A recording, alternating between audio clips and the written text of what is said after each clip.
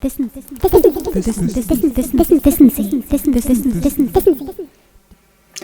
everyone, this is AG. My artist name is AGF and I'm recording from Hailuoto in Finland. I was invited, and thank you very much, from Javier and Ailu to work with you. And I was asked to give a lecture pre-recorded because of COVID restrictions. I can't be with you. I hope you're all safe, and I'm sending powers and strength to you guys. So let's straight go into it. I'm gonna change my screen. And so I was asked to talk to you about political sound, listening, a radical sound practice, my practice, my inspiration through indigenous sound, and also my position as a luxemburguist, marxist feminist, my perspectives. And I'm just gonna run you quickly through who I am. This is actually an image from Indonesia in 2018. I will talk about this a little bit more later. A collaborative practice here, us all together making sound. But this is my, past 20 years normal artist, post-techno experimental musician life. This is a shot from the Berghain, I think also 2018, performing the opening of the CTM festival.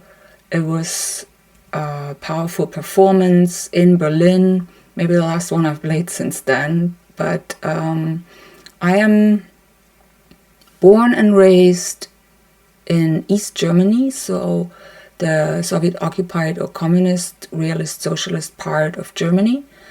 I lived there 20 years behind the wall, and when I was 20, the wall came down.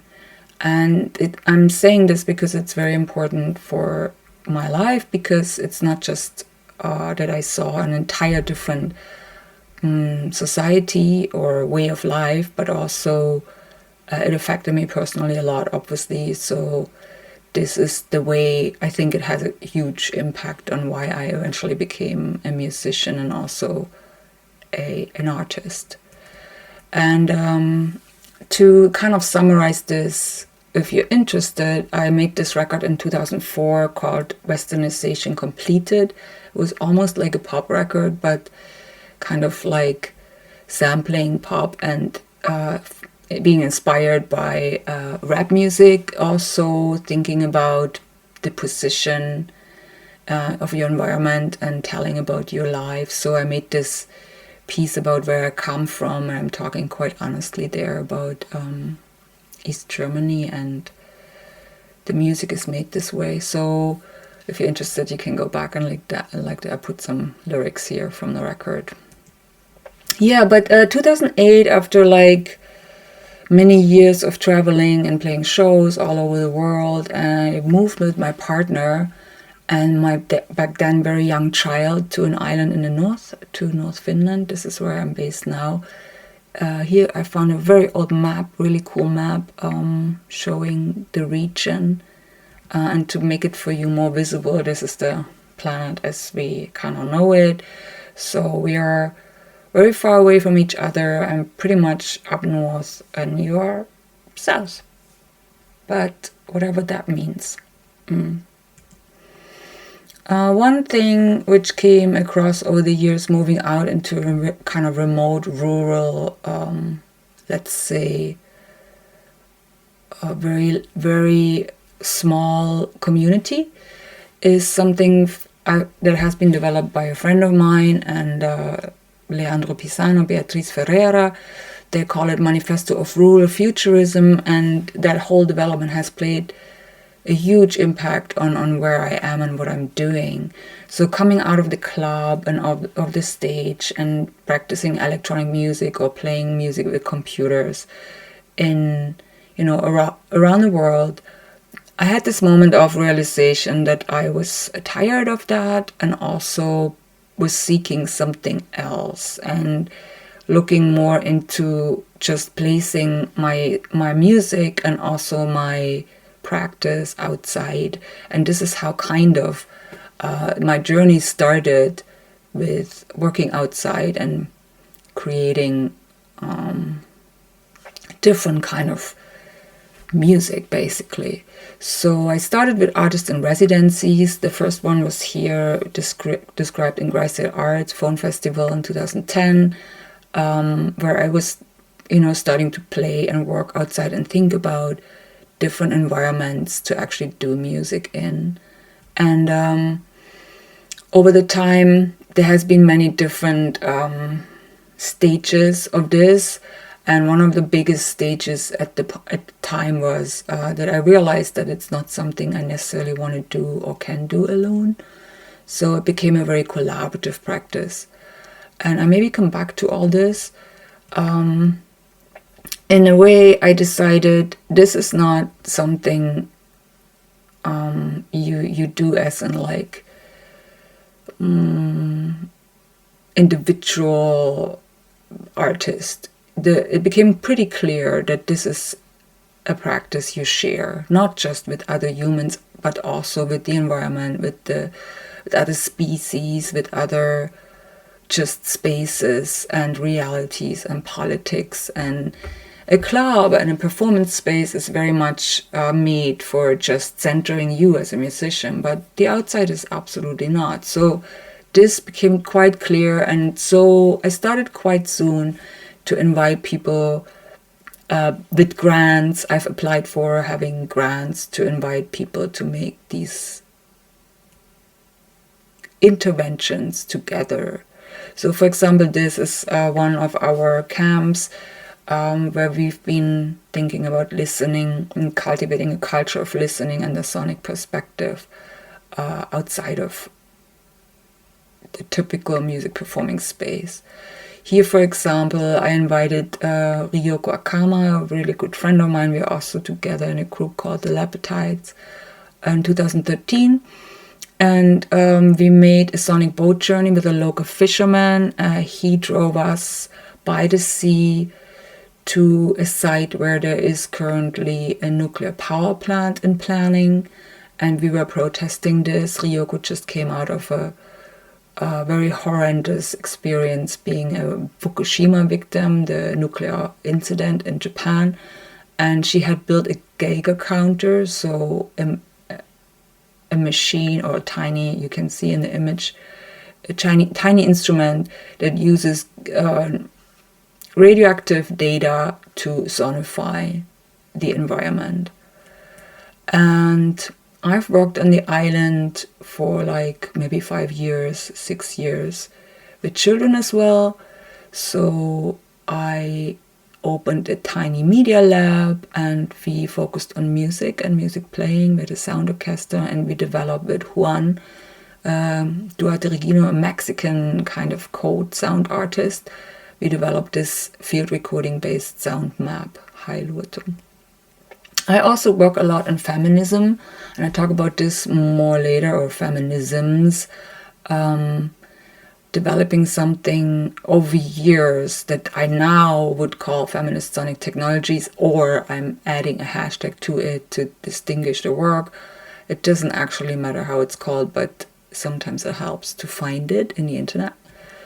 So I'm here to a little bit more go into detail about this practice. I and many, many others, whose names I cannot all mention, have participated in the sonic wilderness. So a sort of embodied political sound, a collective instrumentality, and critical listening. So the first camp we did was in 2015 with BioArt Society. It's a Finland-based association, international association of bioartists and bordering arts. And I was curating or running this this part, which we called Sonic Wildcode, and we invited 10 artists to come with us into the remote Saamiland, like the northern region of Finland, which is inhabited still by indigenous people. And we practiced went outside to make sound and music together. So I continued this journey. This is one of my absolute highlights of my life, playing in Indonesia at the Nusa Sonic Festival, having a 10-day workshop with these incredible artists and women from Southeast Asia. And we made this an amazing piece. Maybe I can play. And you can also 100% watch on my Vimeo channel all of these interventions in piece and revisit them after the lecture if you like to. So everything is pretty documented.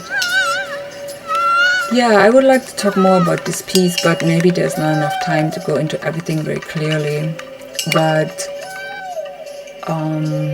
over the course of Sonic Wilderness, which kind of started, being an intervention, thinking about sound in outdoor spaces, public spaces,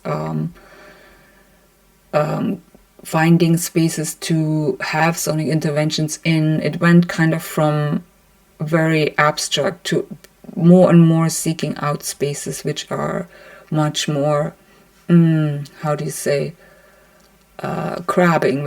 crabbling, working with a reality and a material situation of the circumstances. So the focus is less on technology or sound or even, the music this way. It's more about really understanding this space and playing this space, or playing is even maybe the wrong word. I get to this later. This is another piece we did in Indonesia in a forest where we were practicing treeing, something I've got from a sci-fi book called Binti by Nedi. I can recommend Nedi's books, absolutely mind-blowing. And we were working together in the woods, kind of meditating on frequency with the trees together. So the idea was to understand frequency in a forest and of the trees, and kind of meditate on the frequency of that spaces. It was beautiful sound. Also, the trees were banging in a storm against each other, and we were quite a long time there, just listening and meditating, kind of connecting to the trees. There's other practices I've been inspired by, empathy meditation, for example, from Mari Keskus, a Finnish artist. And if you go to my Vimeo, you can see more context and also links to the other artists. So I recommend doing this. And we had just spent a whole day at the beach and at a lighthouse recording, and we got into this beautiful piece. It was just an amazing experience. This is a sonic wilderness workshop in Vietnam. It was a year later in Hanoi, in the city. This is in the middle of the city in Lenin Park, at this tree. And we were kind of silently protesting there, or meditating with this tree, because in Vietnam is a highly surveillance state, and protesting is severely punished. And they had just imprisoned a lot of young people for environmental protests, because there's a lot of smog and pollution in the city. So we were doing a silent protest around this tree. You can also see this on Vimeo, and this piece is also really, this experience was also really deep, because we were in the middle of the city, surrounded by this traffic, and this old tree was there. So this is a scene from Hailuoto, our island, the island I'm living on, where we are making music just in the blueberry field, so to speak, in the forest. I call it blueberry techno. So we were experimenting with different sound interfaces and digital or mechanical or, live sampling, and we're making music together. Here's another scene with another very interesting group of people. We were trying to communicate with mushrooms and sonifying their data, whatever they were willing to give us. There's also more documentation on my Vimeo. For example, this one explains pretty well, and actually the technology I'm using here is by Mexican data sound artist team, Into Specifics, you might know them. They helped me set this up. This is another instrument we built in one of the camps called Mushroom Sequencer. It's beautiful.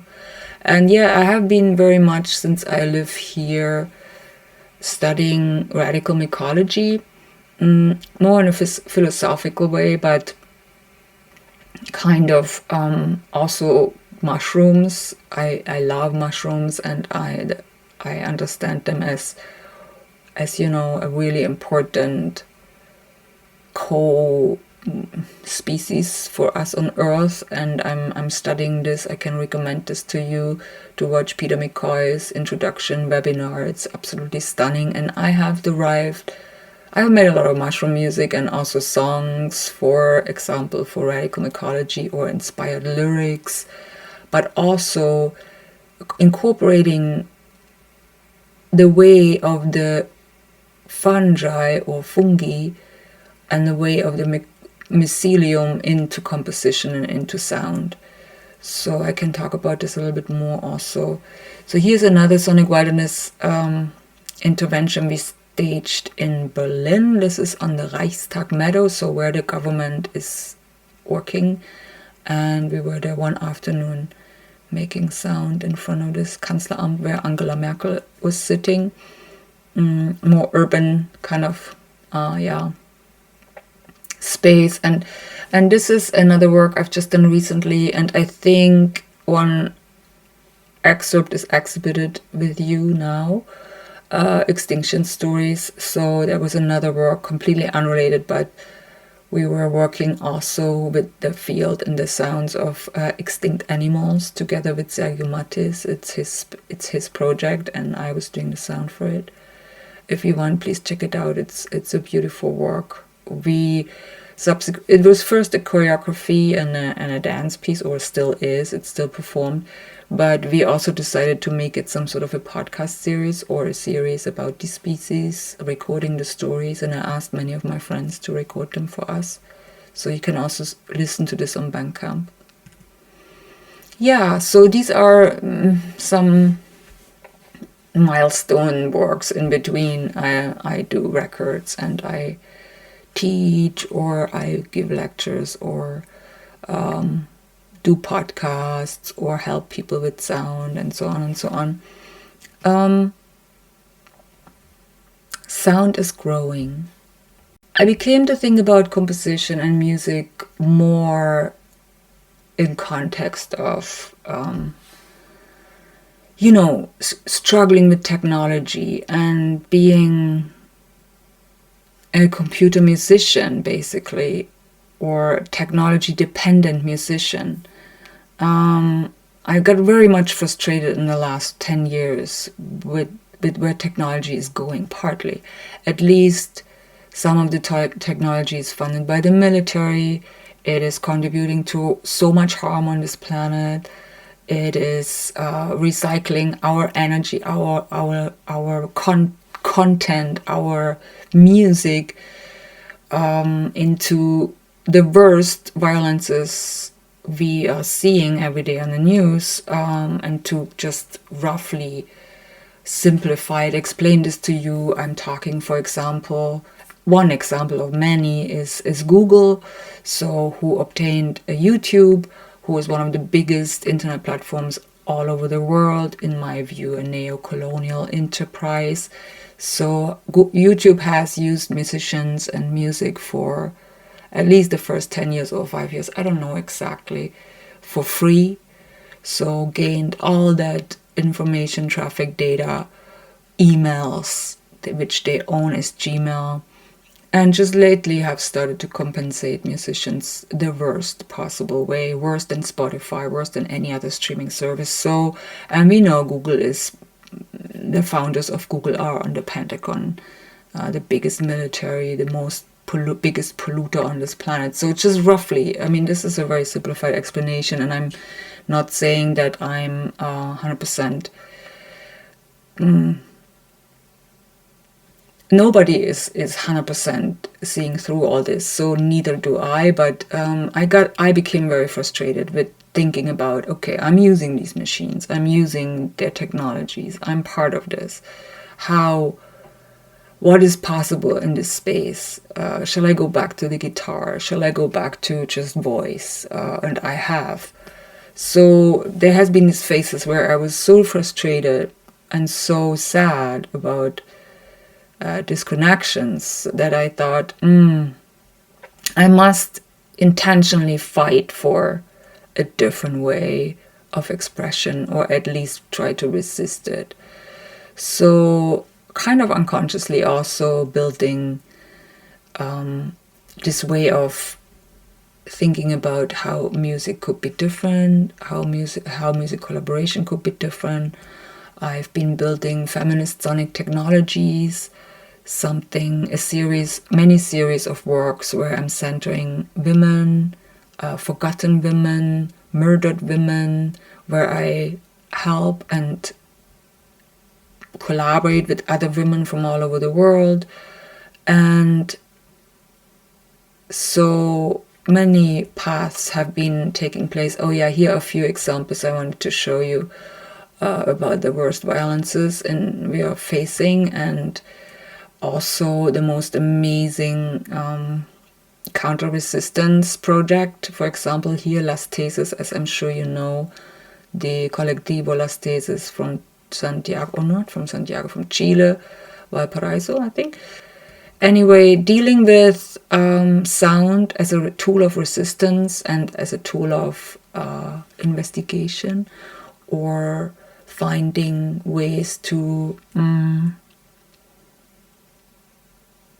make myself more useful, me and the practice and the vision of what it could be. So yeah. So one thing that encouraged me going for it was my collaboration with the network Female Pressure. So I'm part of this network since 2004, and if you are a woman, non-binary, trans artist in this space, I invite you to join us. The network was founded in 1998 by Electric Indigo and some other people, and has been growing very slowly over time. For example, these numbers are already old. We're about 3,000 artists in the electronic arts from 80 countries, and we are networking off social media. We're also doing social media, but we are mainly connected through email and through a database. So there is a database where we're all in. It's public, you can go to our website. But the main thing is the things we do, and it's completely volunteering. There's no money involved. It's a complete volunteering network for support for women, non-binary, trans, and LGBTQ. Anybody who feels safe in this space is welcome. And we're making projects, and we have done amazing things together. We have the most famously effect study, where we are counting the realities of gender inequalities in electronic musics. And this has been really important because this has given us legitimacy to eventually show the facts and say this is the reality, so please let's change it. So if our space is not okay, how can the world be okay? I'm often thinking as artists, we are the most freest people. We should be the most freest people on the planet. And that's our function, and that's our obligation. And so if our space is already unjust and shitty, how can be the world okay? The schools, the governments, the banks, like how can it work if our space already is shitty? So this was my initial thinking, and this is how I started working with female pressure more actively. So first there was this fact study, which was super successful, and then in 2016 or 15, I initiated this project about Rojava, the northern Syrian women defense units, and their vision, or the visions of these Kurdish, mainly Kurdish, but not only, women to build a new society in the Middle East in a war zone, defending from ISIS at the same time building alternatives. Super powerful. There's a scholar called Dila Dirik, activist, scholar, writer, thinker. If you can get a hold of her speeches, and I recommend very much. To me, this is the most visionary movement on the planet. So, aside a few of others, of course, but so I recommend watching it. So we made this awareness and solidarity campaign for this region.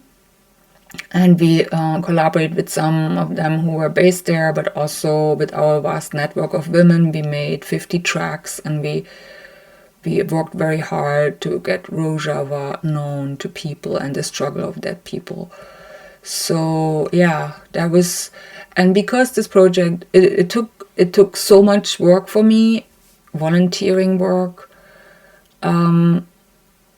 and for others as well, all my colleagues. We made a Bandcamp release eventually, and you can also go to the Female Pressure website and see the entire project.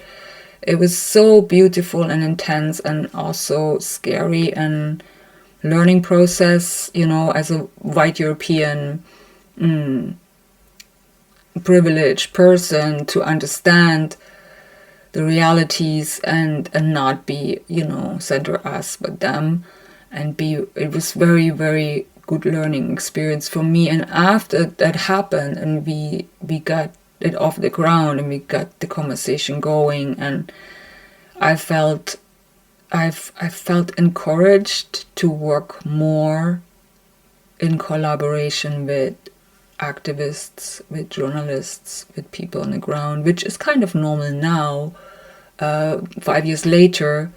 But back then, it was something I was really wanting to happen, and it was not easy, but I think it's still not easy, but it's better now. There's more communication about it, and it's more possible. So I also wanted to say that I really do think the main way for us forward to kind of counter forces of greed and shit, basically, violences, is to organize, is the only way, and that can be anywhere, literally anywhere, wherever you feel, anyone feels relation to what is your immediate or wider space where you care, where you can do something. Anything helps to organize. And I have friends who organize for animal rights. I have friends who organize against femicide. I have friends who support LGBTQ, of course. Like wherever you are situated and wherever you can be doing something, even small, sometimes is better than big. The smallest things can sometimes be more effective. So I'm sure you know all this, but I'm just saying it because there is so many people who feel hopeless in situations, and the only way to me out is organizing and finding spaces to grow together. So one of them spaces is the BioArt Society I'm organizing with. It's more an arts context, but we are also really tight crews, and we are there for each other, and we are building practices that are sustainable and trying to survive kind of also as artists. Very interesting. I can recommend to check it out. Then I'm organizing with the women's organization AVID. It's mostly based in the Global South, feminist network. Yeah, and so in regards to sound, something maybe I didn't mention enough is listening, obviously. Very much constantly learning about listening and about only if you listen, you are capable of actually reacting to this world. I think there's a great value in the individual also, of course, and I think this has to be expressed and defined, and I think it has to be defined every day. It's not possible.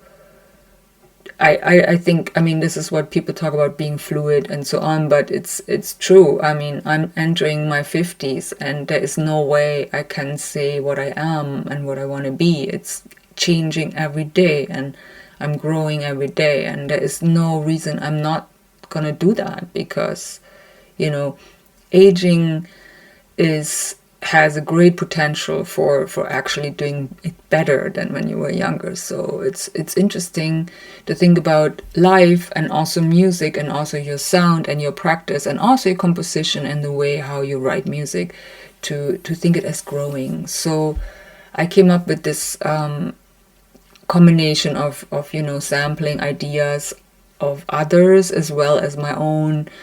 So thinking about if the score, the music, the plan to make music, the intention, if the score is a potential that can happen, if it's a future possibility, then I'm wanting to think it about as growing and initiating connections and growing into networks and to intersectional feminist networks, in a collaborative practice, exploring spaces we don't know about yet, which could perhaps get us further because they're not stuck or already occupied.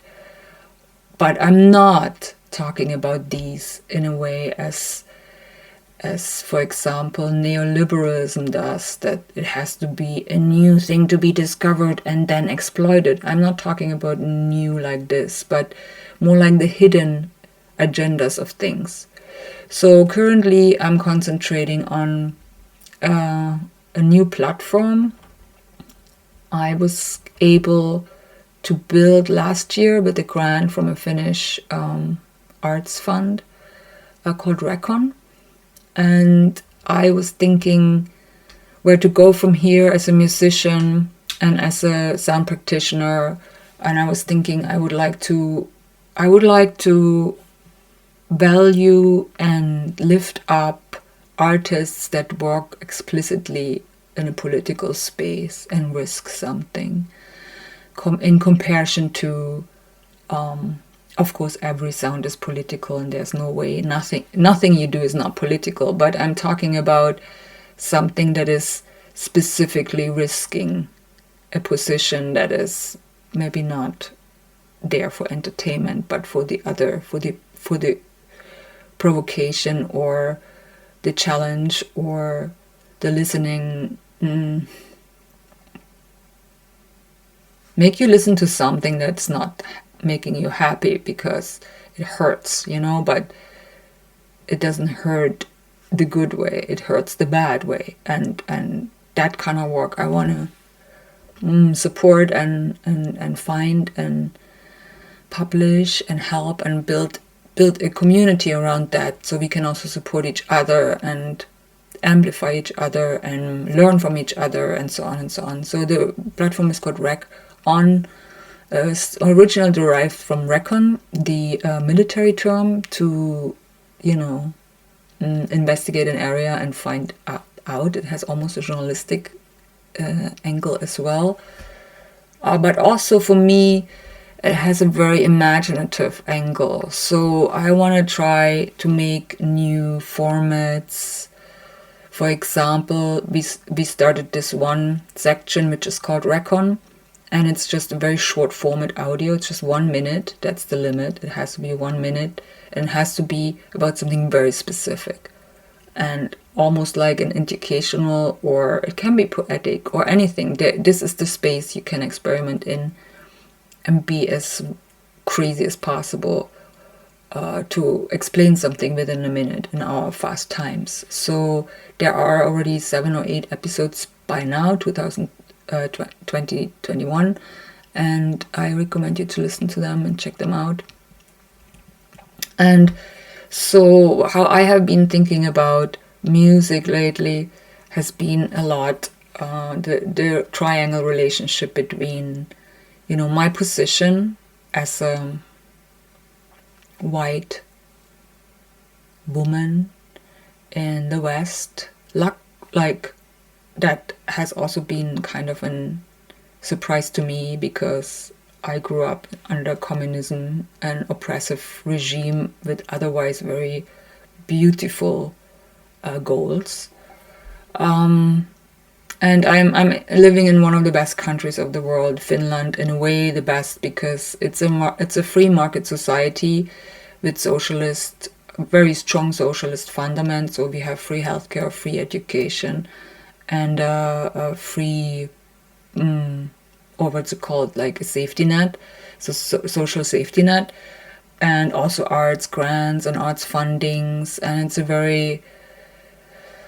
but it's a European country who is collaborating with the US and with the EU and with the NATO, and it's a very complex thing. But so from this position, I'm safe. I'm fucking privileged, and I'm lucky as hell to be here, considering the rest of the many places on the planet being under complete distress, especially since COVID, but before and all the time.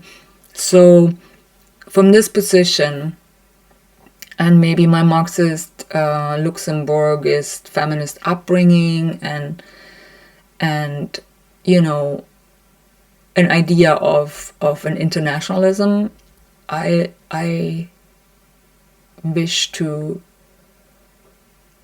in a Marxist luxemburgist way, to think about organizing and against together, because globalization has taken place. There's no way back. And I'm talking a little bit gibberish, but this is my position, which changes every day, which is growing every day. I'm learning every day. I have to combat things I've learned, unlearn things, and so on. And then this is the basis, and from there I'm going into my sound, and I'm using the sound of that material, and I'm composing with that material, and building a space that's hopefully I hope it sounds good, but also, what is good, but I hope it sounds interesting. It makes people awake or something, I don't know. So from there, where to go? I did so much work in my 20 years of doing this, so it's really hard to focus on one thing. You're welcome to see my archive, and unfortunately I can't take questions like that, but maybe later. And thank you so much for listening. To show a few works we did with Recon, one about femicide, one about Frontex, the European military agency that's it's militarizing the European border and preventing migration, to preserve our richness and our wealth. We basically extracted from the rest of the world. We made one on direct democracy, and so on. There's a lot of interesting, now also made by others, episodes already, and I'm commissioning all the time, and I'm all the time looking for proposals, so you're also welcome to send me some. Some questions I've asked myself over the time is very simple. I'm trying to, make it very understandable to me and to everyone. Like how to use sound to empower or change or improve life. How to use sound in solidarity and as solidarity. How sound is explored recognizing issues. How sound could be maybe used to access to airwaves and scale, time, space. And how sound can be used to interpret data, compress data, information, through storytelling, but not necessarily just language, but also language. So these have been some of the thoughts around Recon and where I'm now focusing on. And I invite you to go to the website and navigate through it. I was asked to give you a few tasks for the future, you listeners. And Javi asked me to give you a few tasks. So I wanted to highlight one work I just released on Unseen. It's somehow a manual, a listening and thinking and being manual in context of sound. And the URL, I'm gonna add it to the page, and you can just go there and go through some of the exercises if you like. I took very much care to assemble them, and I think they're most beautifully expressed there. I want you to think about spaces in your reality, in your neighborhood, in your home, or in your school, work, wherever you are, and think about the sonic possibilities of explaining issues. So this sounds abstract, but you will know what I mean if you just listen. And sometimes, something burns on your heart, and I'm sure it does, Don't be afraid to go for this and work it, From my experience, and again, I'm in a privileged position. I'm not like my friends in Afghanistan, forced to lose everything next minute, at least not quite yet. The climate catastrophe will probably contribute to this too, but it could be faster than I think any moment. But still, in a space that is kind of a stable condition, and that's Joy James. Actually, I just made that connection. An Afro-American scholar. Her work is incredible. Or her thinking, her speaking. So thinking about out of a stable position, but issues that can be tackled. I have the experience, it's working. So I encourage you to go for it and listen to it.